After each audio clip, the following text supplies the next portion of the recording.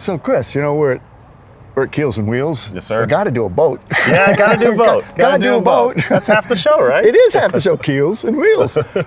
And you know, I've been here a few times in the past, and that's really, I think one of the things I love most about this show is the boat part of it. And it's historically it was a wooden boat. Right. So now that I guess they can now have fiberglass.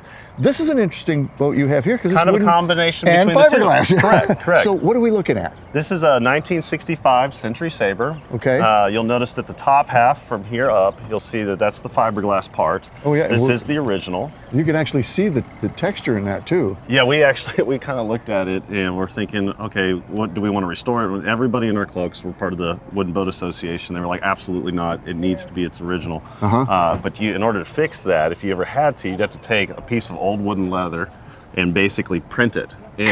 And that we were like, well, we'll keep the original. We'll just leave it like this. Now, is this all stainless steel or is that? This is all chrome. Oh, so there's goodness. 132 pieces of chrome. Which and I bet you know that because you had it re-chromed. Had it re-chromed. And every one of those. Oh yeah, very, very much so. It's a labor of love, right? Right. That's what it is. And money. But you can also see the mahogany, the African mahogany that's down below. And if you come up and touch it, you'll see it's seamless. But that's all planked. It is mahogany. planked because it looks like one piece. Right. But it's not. A lot of sanding, a lot of buffing, and a lot of compounding. Wow. But it's, like you said, labor of love. And then the vinyl, you'll see the Gull wings up at the top. That's what actually made this particular year kind of appealing to us, is that the Gull wings, you don't get to see that on a boat. Well, that's it's a Sabre thing though, isn't it? Yeah. Well, in this one, they obviously have it in the fiberglass, whereas some of the other ones were canopy or made a little bit different. I will tell you, this piece right here is one of the hardest pieces to find. Really? If you can find it, snag it, because they're overly expensive. Now, this is also a group of guys that own this collectively, right? What's the story behind that? So we got together, we're part of, like I said, the WBA, Wooden Boat Association of North Texas. We got together and one of the members, Guy McCollum, had passed away and it was sitting in our shop for about 3 years. It was such a beautiful example and we were like, we can't let this go to waste. And so we approached the family estate and said, we'd love to restore this and take you guys out on it, because I mean, Guy McCollum's vision was to have the nicest Century Sabre in the country. I would say you kind of have it. Well, we wanted to stay true to his form and his vision. And so how long did it take to bring it to this condition? Once we got it from the estate, it took us approximately 2 years to get it to this. We would work on it Tuesday, Wednesdays, and Saturdays, 4 hours. So you do the math. Carry the one. Yeah, exactly. So was it in pretty good shape, or was it, The hull was in great shape when Guy finished or passed away. The rest of it was completely empty. So the engine was about the only thing that was sitting inside the hull itself. So everything from the fiberglass on the inside is what we finished it off. Then what's this material that's on the vinyl. top here? This is actually vinyl. Okay. Yeah, so this is actually a plywood piece and the vinyl wraps around it. And so it's like a cap. And then if I was to take this off, you could actually see the ribbing of the boat itself. Oh, okay. And then that's an intake of some sort? Yeah. For what?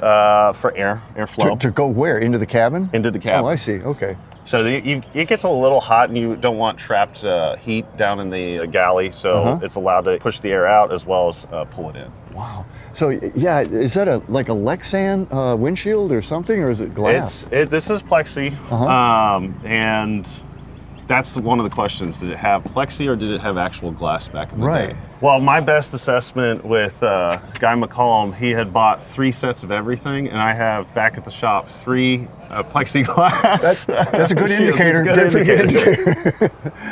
So we're fiberglass all along here, and then we get to a very automotive looking cockpit. Do you call this a cockpit in a boat? I mean, you can call it whatever you want as long as you own it, right? What do you boat guys call it? I would say cockpit. Yeah, so it's kind of cool here. Obviously, you have the traditional gauge set. And everything has been individually polished. It is all working. If I could get you underneath, you can see all the wires that have been meticulously restored to that point. In fact, we got counted off like one year. Obsessively restored.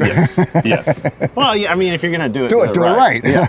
So when they were coming off the assembly line, they would take parts from automotives or whatever they could get in to keep up with production. And so, I mean, that looks like a real automotive steering wheel. I mean, that kind of looks GM to me. Yep. I have three of those too. Of course you do. But they may not all have the same things because of that, because Correct. it was kind of running changes. Correct. Wow. I also see like horses everywhere. That's apparently their. That's the Century Sabre emblem or mascot, if you will. So you got the horse here, but it's kind of cockeyed. Yeah. Yeah. So one of the things I was doing on the research after spending time on Google and trying to look at shop manuals, take photos, look at other versions of this, go to other boat shows, is that the Century Sabre, the horse, is always slightly cockeyed a little bit. So that's from the factory. That's from the factory. If it was straight up and down, you know somebody didn't do it right. So these are the gull wings are fiberglass on this? These gull wings are fiberglass, and if you look up, you see these individual, those are locking mechanisms. There's actually 18 pieces that go into each of those. That includes the screws, there's a spring load. It's like an erector set. It's an adult puzzle, is what it is. You grow up playing with Legos, now we're working on it. Right. So then, the pilot's up here and, somebody else in the front seat, but everybody else can hang Water out and skis would go right here. Oh, okay, yeah. Which you've got the pole in the middle, that's for a skier. Oh, is that, I was wondering what that was. Yep. And actually this will detach, that allows you to pull it. And then, it's a comfortable three, can sit back here. So you even got the embossed vinyl, Century Sabre. Yeah. So what's interesting about that, when we got the boat, we had these tubes, these rolls of vinyl and material, and so we ended up pulling it out. We could find the original pencil markings from the factory of how it needs to be. Oh my gosh. Which was a godsend, because had we not had that, I don't know what we would have done. But yeah, if I pulled this apart right now, you can actually see the factory original pencil markings. This goes here, that goes there. So you redid all of this. Where'd you get the vinyl? So it came. Guy McCollum had it. He had it. Yeah, he had it, and this is the original. So he bought that originally. So he even had an embossed piece. Yes. Oh my goodness, because that's probably impossible too. I don't think you can find that nowadays. Wow, how cool! And then you had to be very precise, so all the stitching matches from front to back or back to front, and it has to be done in such a way that you can't distinguish the difference. Wow, wow. Like they were serious, huh? He was serious. And obviously it's an inboard. There's your exhaust. Yes, sir. Your props down here. Inboard prop, all of this. This is your exhaust, and this is where the water lets out. Okay.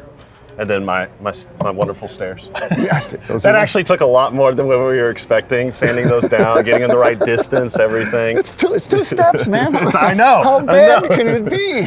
Months. That bad, huh? You even have right here, this is the like up at the front to allow the air to flow in and out. Oh, okay. There's two holes right in there.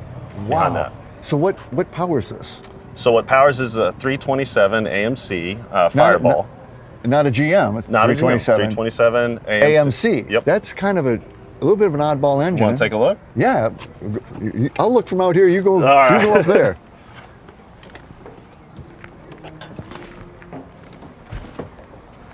All right. Here's the engine. Oh wow. Now that's interesting. That's a 327 AMC. Yes, sir. So from like 65-ish? Yeah, it is. So what you can see is when they came out of the factory, they just gobbled it on everything.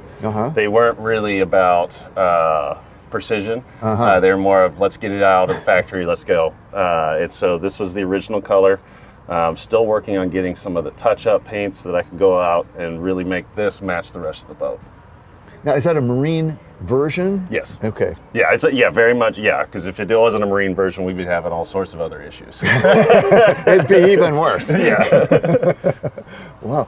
So single 4-barrel on there, I guess, and that's probably plenty of power for this boat. Oh, it's tons of power. This thing will go 40 miles an hour easy. Wow.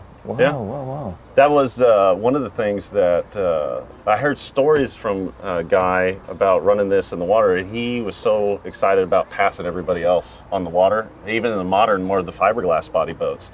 So for its era, it was definitely a beast on the water. Wow.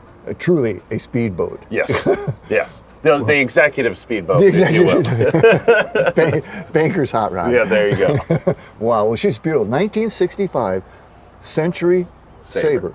Wow. What a boat. Thank you, sir. Thanks, Chris. Appreciate it. Love it.